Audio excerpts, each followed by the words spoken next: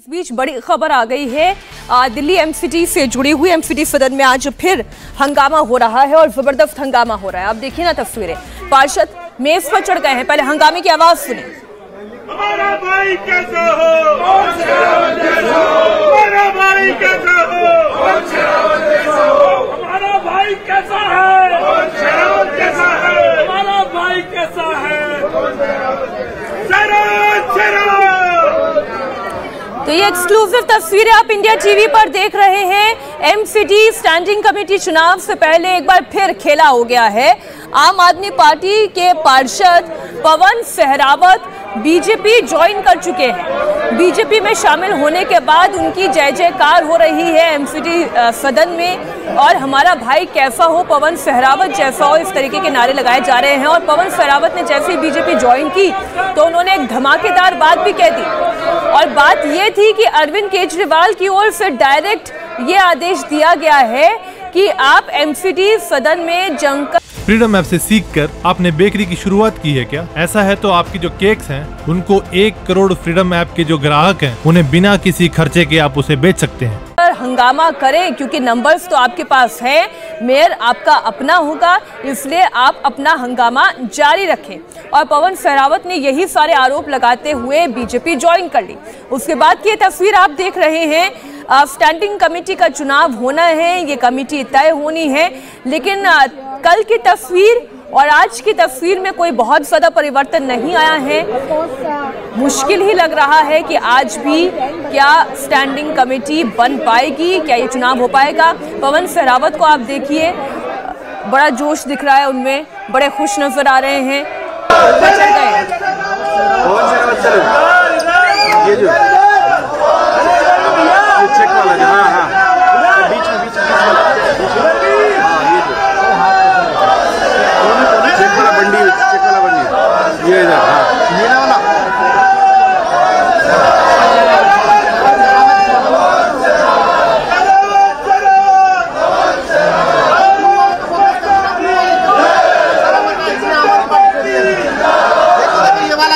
आपको बता दें, स्टैंडिंग कमेटी में अपने 3 कैंडिडेट्स को जिताने के लिए भारतीय जनता पार्टी को 105 पार्षदों की जरूरत थी। 104 उनके पास पहले से थे। लेकिन जैसे ही पवन सहरावत बीजेपी ज्वाइन करते हैं, भारतीय जनता पार्टी के पास वो आंकड़ा पूरा हो जाता है। अब आंकड़ों की ये जादूगरी एक तरफ, पॉलिटिकल पार्टीज की रस्साकशी एक तरफ, और इन तस्वीरों को जनता को बड़ा गौर से देखना चाहिए। इसलिए देखना चाहिए, ये तमाम पार्षद जीत के इसलिए आते हैं कि जनता का काम करें, लेकिन ये शक्ति प्रदर्शन करने में ज्यादा इंटरेस्टेड नजर आ रहे हैं। किसके पास कितनी ताकत है ये बताने में इनकी रुचि ज्यादा नजर आ रही है। स्टैंडिंग कमेटी बननी चाहिए, ये पूरा हंगामा खत्म होना चाहिए और फिर जो काम इन पार्षदों का है वो काम शुरू होना चाहिए। लेकिन हर दिन ऐसे बवाल, ऐसी तस्वीरें, ऐसा शक्ति प्रदर्शन देख देख के दिल्ली की जनता ऊब चुकी है।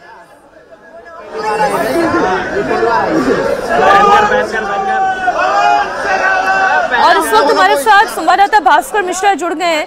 भास्कर, अब जो संख्या बल चाहिए थे बीजेपी को, पवन सहरावत के भगवा होते ही वो ताकत तो बन गई है बीजेपी की। देखिए, लगभग तय है कि भारतीय जनता पार्टी को अपने तीसरे कैंडिडेट को जिताने के लिए जितनी संख्या चाहिए वो मिल रही है। इससे पहले जो मेयर और डिप्टी मेयर का चुनाव हुआ तो उसमें भी भारतीय जनता पार्टी को 3 और 4 वोट एक्स्ट्रा मिले थे। तो उस आधार पे ये माना जा रहा है कि भारतीय जनता पार्टी का तीसरा कैंडिडेट जो है स्टैंडिंग कमेटी का वो जीत जाएगा। और ऐसे में 3-3 का संख्या तय होगा। आम आदमी पार्टी यही कोशिश कर रही है कि चौथा कैंडिडेट उनका जीत जाए, जिससे एक एज होगा। स्टैंडिंग कमेटी में कुल 18 मेंबर होते हैं और जिनमें से 6 का चुनाव सदन के अंदर में होता है और 12 जोन से चुन के आते हैं। तो ये माना जा रहा है कि अगर ये बराबर का आंकड़ा होगा तो 12 जोन में से जिनके पास 7 जोन में बहुमत मिलेगी, जिनको होगी, उनका स्टैंडिंग कमेटी का चेयरमैन बन जाएगा और स्टैंडिंग कमेटी पे उनका कब्जा होगा। भारतीय जनता पार्टी ने आज सुबह आम आदमी पार्टी को एक झटका दिया है। उनके एक पार्षद को अपने खेमे में लिया है और वो पार्षद जैसे ही पवन सहरावत हाउस में पहुंचे हैं, भारतीय जनता पार्टी के तमाम पार्षदों ने स्वागत किया उनका और कह रहे हैं कि भाई हो तो सहरावत जैसा हो और स्वागत है भाई, स्वागत हो। और अब तो शुरुआत हो गई है ऑफिशियली जो आम आदमी पार्टी ये कहती थी कि हमारे किसी भी मेंबर को भारतीय जनता पार्टी अपने खेमे में नहीं ला सकती, पैसे के बल पे, धन के बल पे, तो एक तरह से उसकी शुरुआत हो गई है। आज सुबह सुबह भारतीय जनता पार्टी ने आम आदमी पार्टी को एक बड़ा झटका दिया।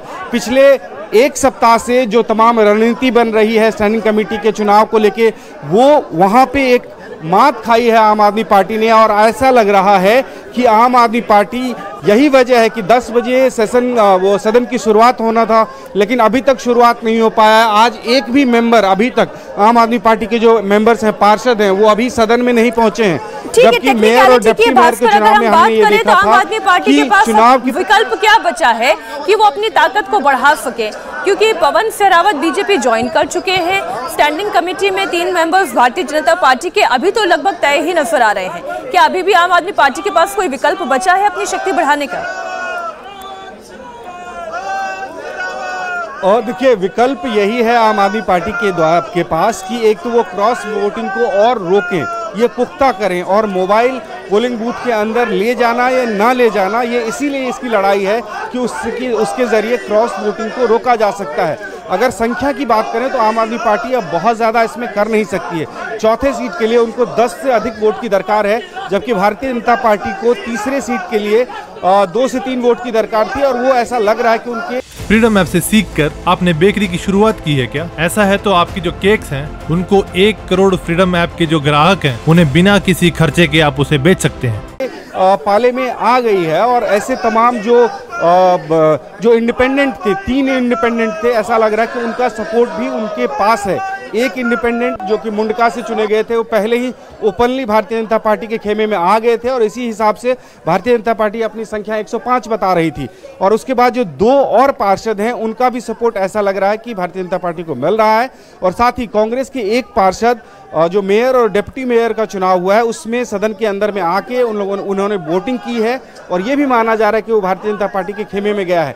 तो इस हिसाब से भारतीय जनता पार्टी की स्थिति मजबूत है, और ऐसा माना जा रहा है कि तीसरे कैंडिडेट को जिताने में भारतीय जनता पार्टी सफल हो पाएगी। वहीं आम आदमी पार्टी के लिए अभी और परेशानी बढ़ गई है। उनका जो 1 वोट था वो और कम हो गया। वोटिंग जो होती है स्टैंडिंग कमेटी के लिए, वो प्रेफरेंस वोट होती है। फर्स्ट प्रेफरेंस में अगर ज़्यादा वोट आपके पास में है तो उसी से जीत निर्धारित होती है। उदाहरण के तौर पे अगर फर्स्ट प्रेफरेंस में वोट का वैल्यू 28,000 है तो इंडिया टीवी हर वक्त हर जगह डाउनलोड करने के लिए सर्च करें India TV news Google play store या ऐप स्टोर पर।